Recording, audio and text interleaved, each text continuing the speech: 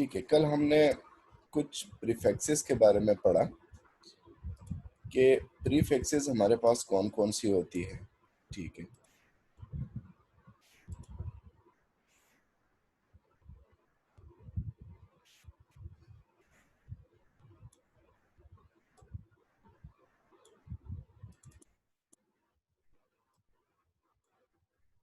अच्छा, तो प्रीफिक्सेस के बारे में हमने पढ़ा।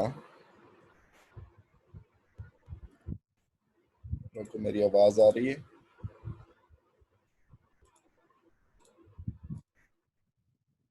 जी, आपको मेरी आवाज आ रही है सारों को? जी सर। Yes sir. अच्छा, और स्क्रीन अभी नजर आ रहा है? Yes sir. ठीक है, जी सर। ठीक है जी, ठीक है। अच्छा, प्रीफिक्सेस के बारे में कल हमने पढ़ा कि हमारे पास कुछ प्रीफिक्सेस होते हैं। ठीक है, ये प्रीफिक्सेस हमें हमने बताया था कि ये कुछ सर्टेन पावर्स होती है। किस चीज की? टेंस की। ठीक है, मतलब multiply by 10 rest power something हम लिख देते हैं, उसमें से चंद 10 की पावर को सेलेक्ट किया गया है। ठीक है, और उनको कुछ खास नाम दिए गए हैं और कुछ खास सिंबल दिए गए हैं, और हम फ्रीक्वेंटली उसको यूज करते हैं, बार बार उसको यूज करते हैं अपने फिजिक्स में या फिर अपनी साइंस में। ठीक है, ये प्रीफिक्सेस की डेफिनेशन थी। फिर हमने इसकी एग्जांपल्स भी पढ़ी, या जितने भी हमारे पास प्रीफिक्सेस है, ठीक है, उनके बारे में हमने पढ़ा कि अगर 10⁻⁻18 है, ठीक है, तो उसको हम ऑटो कहते हैं। 10⁻⁻15 है तो उसको फिमटो कहते हैं। 10⁻⁻12 है, ठीक है, तो उसको पीको कहते हैं। 10⁻⁻9 है, ठीक है, तो उसको हम क्या कहते हैं? उसको हम नैनो कहते हैं। ठीक है, इस तरह से micro, milli, centi, deci, deca, kilo, mega, giga, tera, peta and AXA. ठीक है, ये मुख्तलिफ प्रीफिक्सेस हैं जो कि आपके साथ आपके इस फिजिक्स में और बाकी सब्जेक्ट्स में भी, ठीक है, सारों में काम आएंगे। ठीक है, और ये सारे उनके क्या है? ये उनके सिंबल है जिससे हम उसको रिप्रेजेंट कराएंगे। जिस तरह के बिजली के ऊपर लिखा होता है 1 किलो, ये 1 मेगावाट, ठीक है, या एक खास नंबर 13 मेगावाट, ठीक है, इस तरह किसी डैम की वो है, हमें बताया जाता है, तो उसके साथ सिर्फ एम लिखा जाता है और यहाँ पर उसको उसके साथ वाट को मिलाया जाता है, तो उस एम का मतलब ये होता है कि मेगा। ठीक है, और उस मेगा का मतलब क्या है? 10⁻⁶। ठीक है, इसको कल हमने डिटेल से एक्सप्लेन किया था। ठीक है, आज का जो टॉपिक है, ठीक है, वो कल हमने थोड़ा सा उसको टच दिया था। Conventions are for using SI units. ठीक है, तो फिजिक्स में आपको बहुत सारे कन्वेंशंस मिलेंगे। जितना भी आप फिजिक्स को पढ़ते जाएंगे, ठीक है, तो इसमें मुख्तलिफ किस्म के कन्वेंशंस आते जाएंगे। ठीक है, अब ये जो कन्वेंशंस हैं, ठीक है, यहाँ पर हमारे पास जो हम अभी कन्वेंशंस पढ़ेंगे, कन्वेंशन मैंने आपको बताया था कि कुछ रिवायात को कहते हैं, जो रिवायत पड़ी हुई है पहले से। ठीक है, किसके बारे में ये कन्वेंशन होंगे? एस आई यूनिट्स के बारे में, कि एस आई यूनिट्स को कैसे लिखा जाएगा। ठीक है, तो उसके लिए कुछ कन्वेंशंस हैं और उसी कन्वेंशंस को हम यहाँ पर पढ़ेंगे। ठीक है, पहला क्या है? In case of writing full name of unit, one should only use small letter even if it is a name.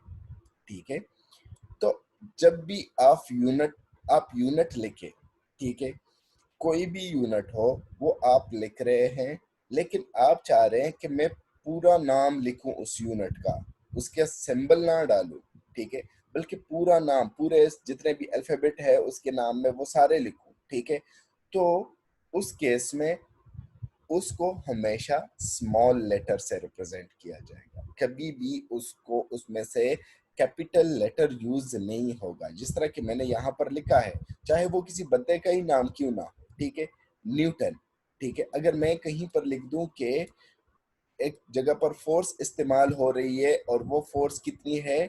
5 Newton के बराबर है, और उसको मैं इस तरह से लिखूं कि उसका पूरा स्पेलिंग उसकी मैं लिखूं, ठीक है, तो हमेशा याद रखे कि जब भी आप फुल नेम किसी यूनिट का रिप्रेजेंट कर रहे हो, लिख रहे हो, ठीक है, तो उसमें से कोई भी कैपिटल लेटर नहीं होना चाहिए, वो तमाम स्मॉल लेटर में होना चाहिए।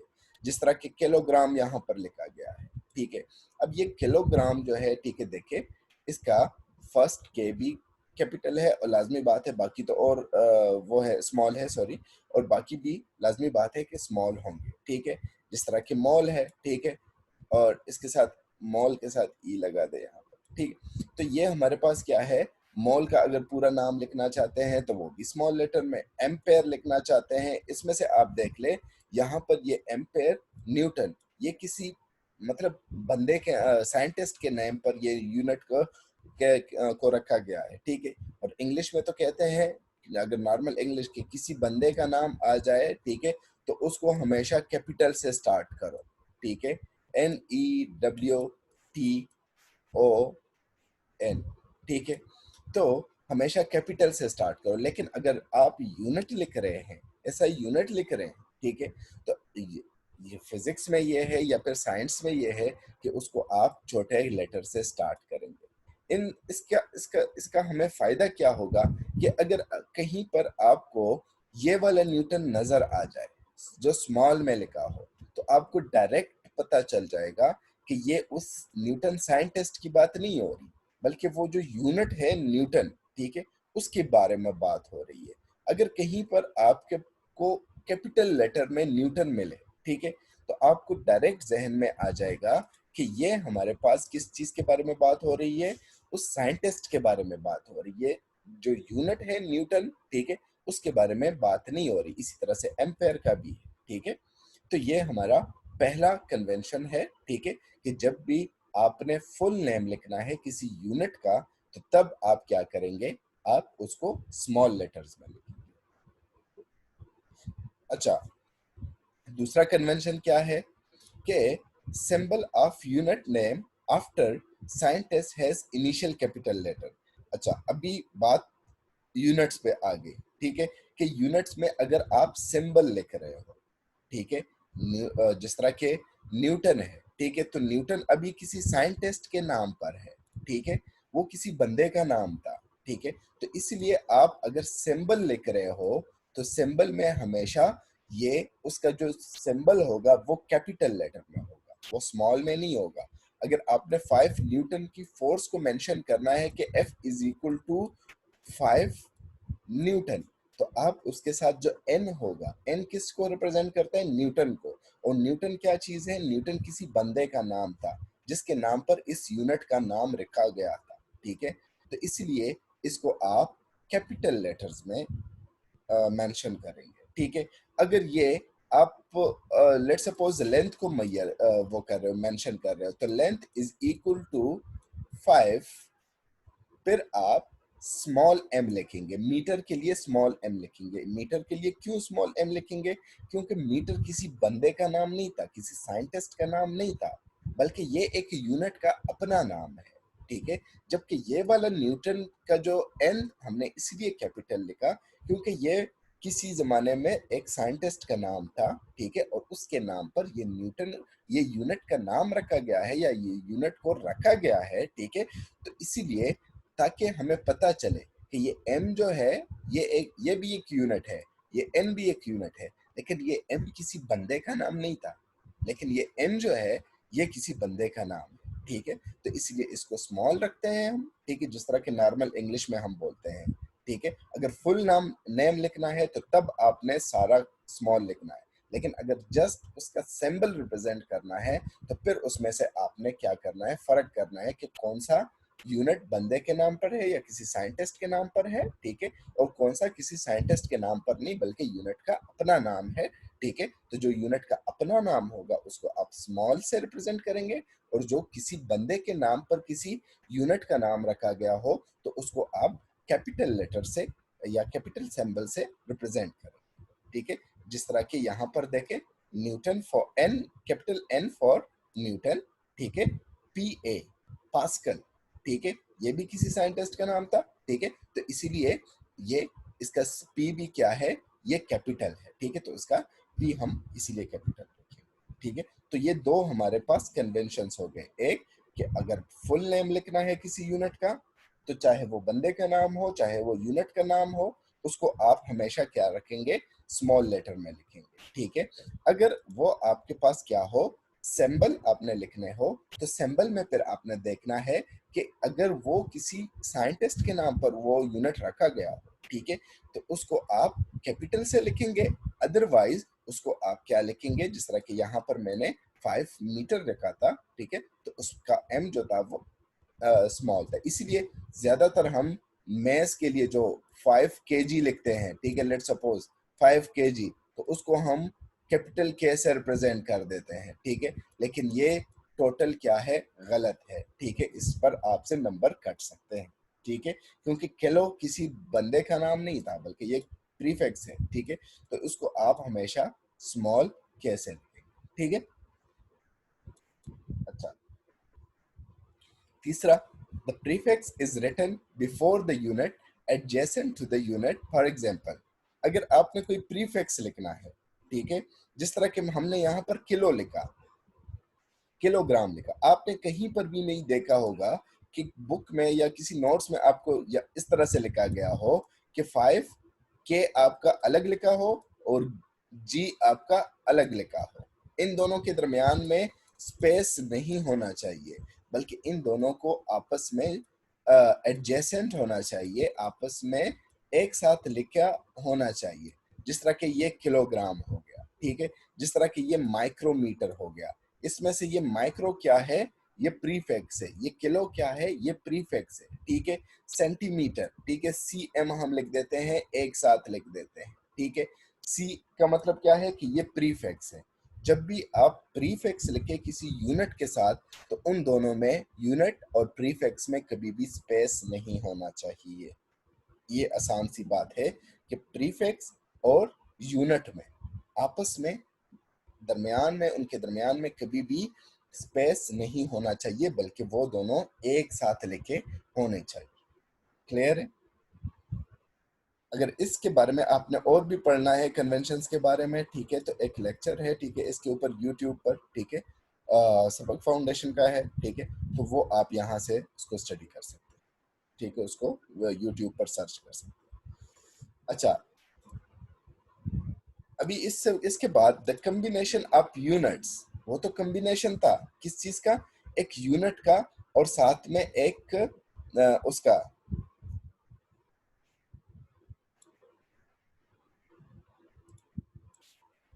अच्छा, वो कम्बिनेशन था किस चीज का, एक यूनिट का और एक प्रीफिक्स का। लेकिन अभी जो हमारे पास कम्बिनेशन आ रहा है, वो किस चीज का आ रहा है, वो दो यूनिट्स का। अगर लेट सपोज आपके पास दो यूनिट्स एक साथ लिखे गए हो, तो उसमें से क्या करना चाहिए। प्रीफिक्स में मैंने आपको बताया कि प्रीफिक्स और यूनिट आपस में क्या होने चाहिए, एक साथ होने चाहिए। लेकिन अगर दो अलग अलग यूनिट हो, जिस तरह के हम टार्क में लिखते हैं, टार्क का यूनिट क्या है, टार्क को हम टॉ से रिप्रेजेंट करते हैं और उसका यूनिट है, let suppose torque is equal to 5, उसका यूनिट है न्यूटन मीटर। तो इन दोनों में अभी क्या होनी चाहिए, स्पेस होना चाहिए, ठीक है, ताकि आपको पता चले, ठीक है, कि ये दोनों हमारे पास क्या है, ये दोनों हमारे पास यूनिट्स है, इसमें से कोई प्रीफिक्स नहीं है, ठीक है, तो इसलिए हमने इसको क्या किया है, एक दूसरे से अलग अलग रखा गया है। अगर दोनों एक साथ हो, तो उसमें से एक प्रीफिक्स है और दूसरा क्या है, यूनिट है। अगर दोनों अलग अलग हो, तो दोनों में क्या है, दोनों आपस में यूनिट है। जिस तरह के आप कभी भी इस तरह से नहीं लिखेंगे कि torque is equal to 50 newton metre, ठीक है, ये गलत है, ये वाला सही है। क्यों? क्योंकि इन दोनों के दरमियान में स्पेस है, इन दोनों के दरमियान में स्पेस नहीं है। तो ये हमारे पास चार कन्वेंशन हो गए। पहला हमारे पास कि अगर फुल नाम लिखना हो किसी यूनिट का, ठीक है, तो वो चाहे किसी बंदे के नाम पर हो या चाहे किसी यूनिट का अपना नाम हो, हमेशा स्मॉल लेटर यूज करने हैं। दूसरा, अगर आपके पास आप कोई यूनिट लिख रहे हो लेकिन उसका जस्ट सिंबल लिख रहे हो, फुल नाम नहीं लिख रहे हो, तो फिर अगर वो किसी साइंटिस्ट के नाम पर हुआ, तो उसको आपने कैपिटल लिखना है, अगर वो किसी यूनिट का अपना नाम हुआ, ठीक है, तो वो आपने स्मॉल लेटर में रखना है। तीसरा, अगर प्रीफिक्स और यूनिट आपने दोनों मेंशन करने हैं, ठीक है, लिखने हैं, तो आपने प्रीफिक्स और यूनिट को एक साथ रखना है, ठीक है, उसके दरमियान में स्पेस नहीं होनी चाहिए, ठीक है। अगर आप दो यूनिट्स को एक साथ लिख रहे हो, ठीक है, तो दो यूनिट्स के दरमियान में आपके हमेशा थोड़ी सी स्पेस होनी चाहिए, ठीक है। क्लियर है? अभी अगर किसी का कोई क्वेश्चन हो इन चार में से, ठीक है, तो वो आप बता सकते हैं। जी बेटा, किसी का कोई क्वेश्चन?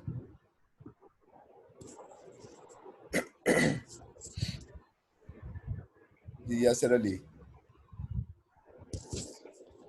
सर ये पहला जो फोर्थ पॉइंट है वो दोबारा समझा दे सर। फोर्थ पॉइंट में ये है कि अगर आप कहीं पर एक ऐसा यूनिट लिख रहे हो, ठीक है, जो कॉम्बिनेशन हो दो यूनिट्स का, ठीक है, जिस तरह के 5 न्यूटन मीटर है, ठीक है, न्यूटन भी एक यूनिट है, मीटर भी एक यूनिट है, तो इन दोनों के दरमियान में थोड़ी सी स्पेस लाजमी होनी चाहिए, ठीक है।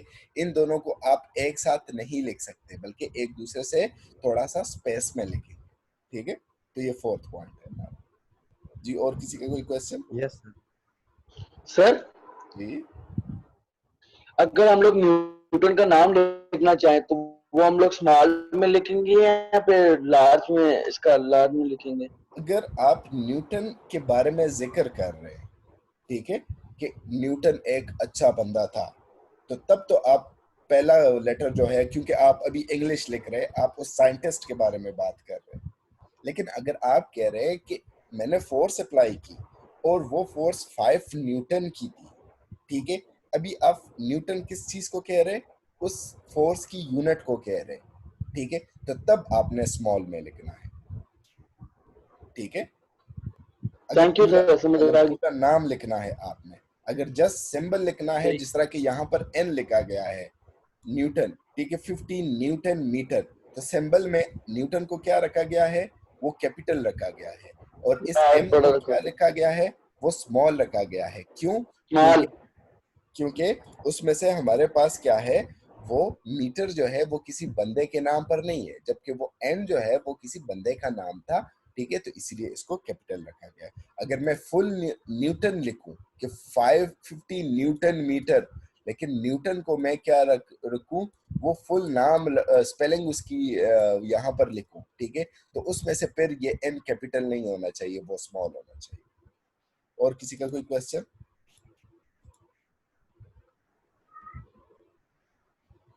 जी बेटा, किसी का कोई क्वेश्चन हो तो अभी वो कर सकते हैं, अपने आप को अनम्यूट कर ले।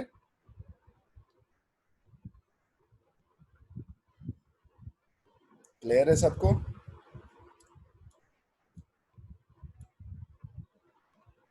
बाकी क्यों बात नहीं कर रहे? आईडी ऑन करके कहीं चले तो नहीं गए? क्लियर है सर सर। ये लगो क्लियर सर। उधर, सर ये लगो उधर व्हाट्सएप पे लगे हुए हैं सर। सर ये घूमने फिरने गेम है। सारे व्हाट्सएप पे मैसेजेस करते हैं। ठीक है, ठीक है। सर फेसबुक पे लगे हुए हैं। अच्छा, तो ये हमारे पास क्या है? ये हमारे पास इसी तरह से हम इसको रिप्रेजेंट कर सकते हैं, ठीक है। अच्छा, 5 के बारे में आते हैं थोड़ी देर बाद। पहले आप ये 4 जो है, ठीक है, इसके बारे में थोड़ा सा वो कर लें कि हमारे पास किस तरह से ये 4 के बारे में, इसके इसके बाद मैं आपको एक असाइनमेंट दूंगा, ठीक है, इस क्लास की एंड पर, ठीक है। वो आपने क्या करना है? वो आपने सॉल्व करना है और मंडे को मैं मुझे वापस कर लेना है, ठीक है।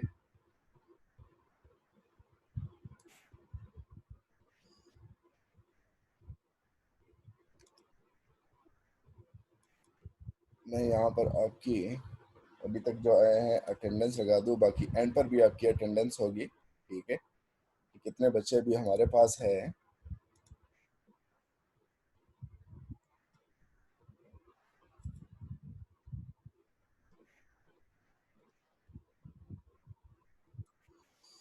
ठीक है, तो यहाँ पर अभी हम दोबारा अपने टॉपिक के पर आते हैं, ठीक है, कि किस तरह से हम और इसकी कन्वेंशन क्या है, ठीक है। अच्छा, तो 5 नंबर, अभी जो हमारे पास पॉइंट नंबर या कन्वेंशन नंबर 5 है, ठीक है, उसके बारे में हमारे पास है कि double, triple and so on prefixes are not allowed. For example 1 microfarad, ठीक है, 1 पिकोफेराड, ठीक है। इसको आप इस तरह से लिख सकते हो, कभी भी आप ये नहीं लिख सकते कि एक नंबर हो, ठीक है, और उसके साथ आप लेट सपोज 2 प्रीफिक्सेस मेजर करें कि 1 माइक्रोफेराड, ठीक है, फेराड यूनिट है, माइक्रो भी हमारे पास प्रीफिक्स है और दूसरा माइक्रो भी हमारे पास क्या है, वो प्रीफिक्स है, ठीक है,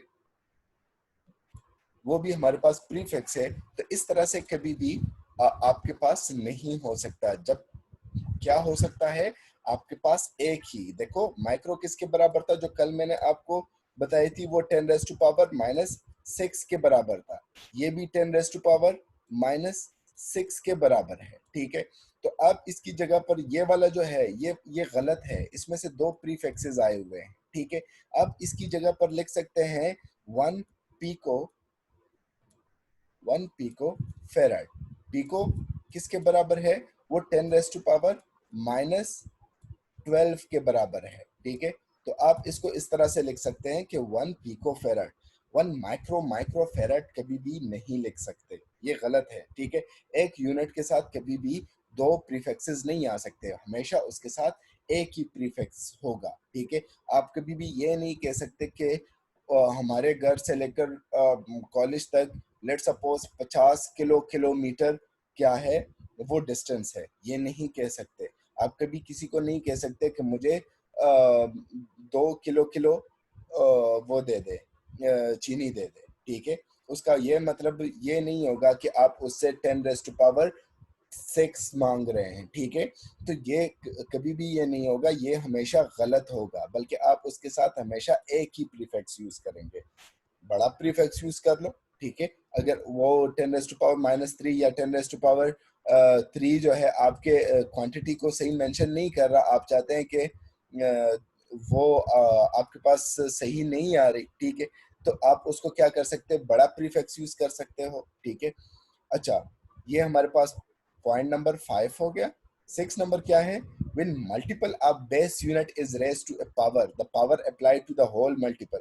हमेशा से ये देखो, ये कैलकुलेशन में सबसे बड़ी गलती होती है, आप जब भी न्यूमेरिकल करते हैं उसमें से सबसे बड़ी गलती ये होती है, ठीक है, कि लेट सपोज यहाँ पर जिस तरह की ये 1 किलोमीटर स्क्वायर लिखा है, तो आप इस स्क्वायर को तो मीटर पर अप्लाई कर लेते हो, लेकिन इस किलो के ऊपर नहीं अप्लाई करते, ठीक है। तो याद रखें, अगर आपके पास कभी भी इसी तरह से कोई यूनिट मेंशन हो प्रीफिक्स के साथ, अगर उसका कोई स्क्वायर आया हो, तो ये स्क्वायर एम के ऊपर भी है और ये किलो के ऊपर भी है, ये प्रीफिक्स के ऊपर भी है।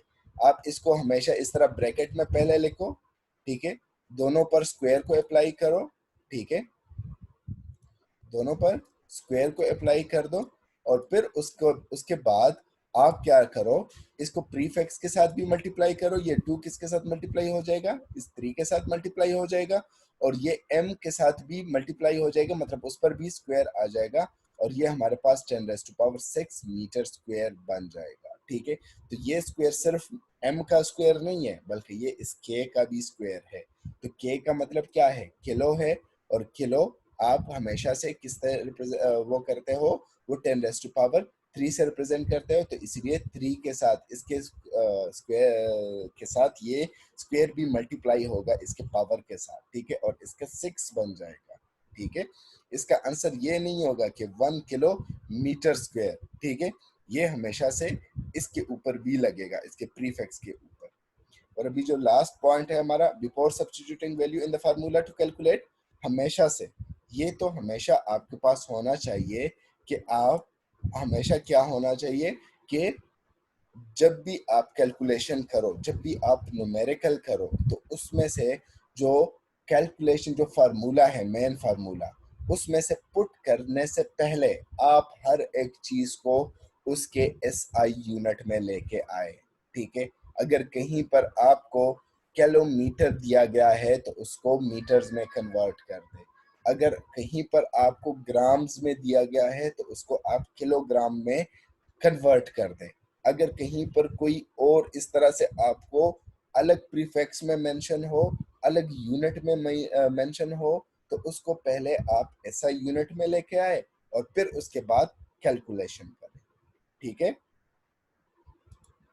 कुछ समझ आई?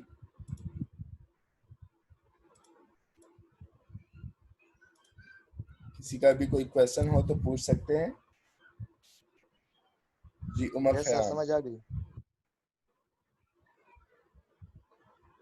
और किसी का कोई क्वेश्चन हो?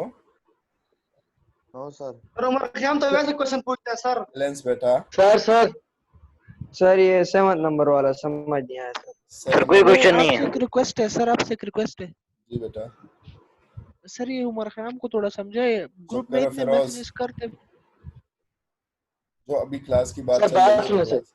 जी जी सर ये समझ वाला पॉइंट समझा देंगे, समझ ठीक है। नहीं आया। अच्छा 7 वाले पॉइंट में ये था, ठीक है, कि लेट सपोज आप कोई कैलकुलेशन कर रहे हो, आपको बुक में न्यूमेरिकल दिए गए हैं, ठीक है। न्यूमेरिकल हमेशा से आपको कंफ्यूज करने के लिए, ठीक है, वो क्या होते हैं, वो बाज़ोकात मतलब अगर ऐसा यूनिट लेंथ का मीटर है, ठीक है, तो वो आपको किलोमीटर में दिया गया होगा, वो आपको सेंटीमीटर में दिया गया होगा, ठीक है। तो आपका पहला काम क्या है कि कैलकुलेशन में जाने से पहले आप हर एक चीज को उसके SI यूनिट में लेके आए, ठीक है। अगर लेंथ है तो उसको मीटर में लेके आए, अगर वो है मैस है, कोई मैस गिवन है तो उसको आप किलोग्राम में लेके आए। अगर आप कोई दूसरा कोई इस तरह से टेम्परेचर दिया गया हो, ठीक है, तो आप उसको केल्विन में लेके आए, ठीक है। अगर आपको और इस तरह से करंट दिया गया हो तो आप उसको एम्पेयर में लेके आए, ठीक है। जो 7 जो हमारे पास SI यूनिट्स है, ठीक है, बेस नहीं, ठीक है, जो SI यूनिट्स है, मतलब अगर फोर्स है, ठीक है, वो किसी और यूनिट में दिया गया हो, ठीक है, तो आप उसको न्यूटन में लेके आए, ठीक है। तो आप इस तरह से पहले उनको SI यूनिट में लेके आए, फिर उसके बाद अपने फार्मूले में पुट कर दे, तो आपका आंसर, अगर कैलकुलेशन आपकी सही हो, फार्मूला आपका सही हो, तो आपका एग्जैक्ट वही आंसर आएगा जो आपको रिक्वायर्ड हो, ठीक है।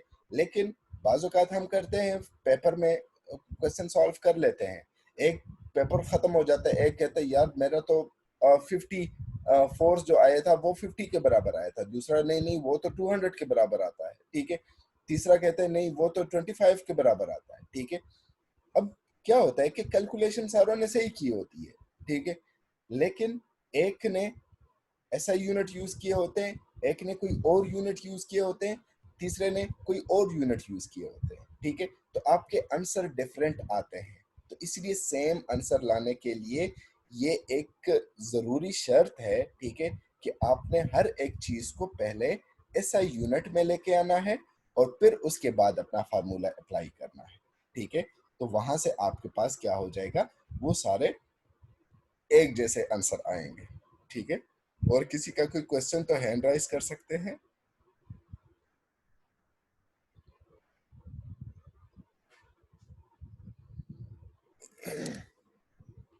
अच्छा अभी लास्ट में आपको ये जो असाइनमेंट है, ठीक है, आपने इसको सॉल्व करना है, ठीक। पहला क्वेश्चन इसमें क्या है, डिफाइन फिजिक्स, जस्ट सिंपल है, आपको जो मैंने लेक्चर दिए हैं, ठीक है, उसी में से है, ठीक है। अगर आप ये स्लाइड जो मैंने आपको दिए थे, ठीक है, वो आप ओपन कर ले तो ये भी आप वो कर सकते हैं, यहाँ से भी सॉल्व कर सकते हैं, किसी बुक की किसी गाइड की कोई भी जरूरत नहीं पड़ेगी, ठीक है। तो ये हमारे पास इस तरह से। अच्छा तो पहला जो है वो क्या है कि डिफाइन फिजिक्स, ठीक है, फिजिक्स को आपने डिफाइन करना है, ठीक है। तो फिजिक्स में आपने क्या करना है, ये आपके पास पहला जो है वो डिफाइन फिजिक्स का आ रहा है, ठीक है, कि आपने फिजिक्स को डिफाइन करना है। दूसरा उसका पोर्शन क्या है, दूसरा उसका पोर्शन जो है वो है उसके बारे में कि explain the scope and importance, ठीक है, आपने स्कोप बताना है और साथ में उसकी इम्पोर्टेंस बतानी है। ये इसका दूसरा, एक ही क्वेश्चन के अंदर ये दूसरा क्वेश्चन है कि उसका स्कोप बताना है, importance of physics in today's technological world, ठीक है, आजकल की दुनिया में जिस तरह के फिजिक्स यूज होती है, कहाँ कहाँ पर यूज होती है, ये आपने क्या करना है, ये आपने बताना है, ठीक है। ये जस्ट आपने अपनी इंग्लिश में लिखना है, ठीक है। दूसरा, डिफाइन फिजिकल क्वांटिटीज, जो मैंने आपको डेफिनेशन बताई थी। Right any 7 derived physical quantity, और कोई भी 7 डिराइव्ड फिजिकल क्वांटिटी के बारे में आप लिखे। जिस तरह के एक उसमें से मैं बता देता हूँ कि न्यूटन, ठीक है, न्यूटन फोर्स का यूनिट है, तो आपने फोर्स लिखना है, उसके सामने उसका यूनिट लिखना है, ठीक है, और आपने कहना है कि ये डिराइव्ड यूनिट, ठीक है। आपने डिफरेंशिएट करना है between radian and steradian, radian की डेफिनेशन और स्टेरेडियन की डेफिनेशन, बल्कि शर्त है ये है कि आपने अपनी इंग्लिश में इसको बताना है, ठीक है। जो मैंने वहां पर इंग्लिश लिखी है स्लाइड्स में, उसमें से नहीं, आपने अपनी ही लैंग्वेज में इसको बताना है, ठीक है, अपने ही वर्ड्स में इसको एक्सप्लेन करना है, ठीक है। Differentiate between degree and minute, ठीक है, डिग्री और मिनट में क्या फर्क है, ठीक है, वो आपने दोनों की डेफिनेशन बतानी है। और लास्ट में आपने क्या करना है, 180 divided by pi is equal to 1 radian. ये किस तरह से आता है, इसको प्रूव करके आपने एक पेज पर लिखो, उसकी पिक्चर बनाओ और उसको ग्रुप में अपलोड कर दो। हर एक बंदे ने ये करना है, ठीक है, और इसको आगे भी फॉरवर्ड करेंगे, ठीक है। तो हर एक बंदे ने इसमें से पार्टिसिपेट करना है, ठीक है, और ये सॉल्व करना है। अभी अगर किसी का कोई क्वेश्चन हो इस बारे में तो वो हैंड राइज कर सकते हैं। जी जुनैद, किधर गया जुनैद, दोबारा हैंड राइज कर लो, वो नीचे चला।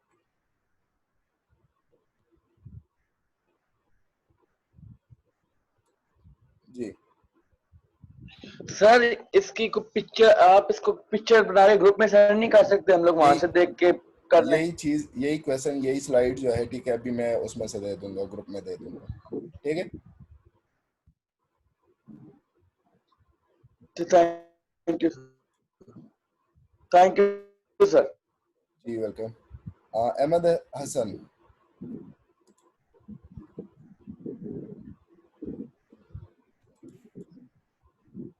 जी अहमद हसन।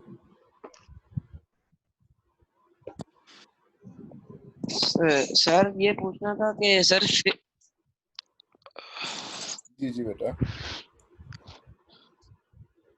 अहमद हसन,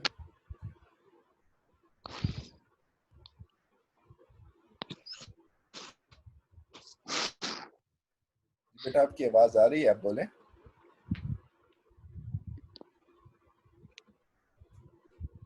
सर पंजाब और फेडरल बोर्ड की बुक सेम है सर, इधर से पंजाब की मिलती है, फेडरल बोर्ड की बुक नहीं मिल रही, बेटा मैंने आपको फिजिक्स की बुक। दोबारा अभी मैं शेयर कर लूंगा, जो जो बुक आपको चाहिए। अब सेम तो नहीं है, टॉपिक्स तो आगे पीछे हुए हैं, ठीक है, बाकी तो सारी चीजें सेम है, लेकिन टॉपिक्स आगे पीछे हुए हैं, ठीक है। और उसके लिए मैंने आपको वो एक पिक्चर भेजी है, ठीक है, जिसमें से वो लिस्ट है, हर एक बुक के बारे में बताया गया है कि कौन सी बुक आपको चाहिए, कौन से बोर्ड की, ठीक है, जो फेडरल वाले फॉलो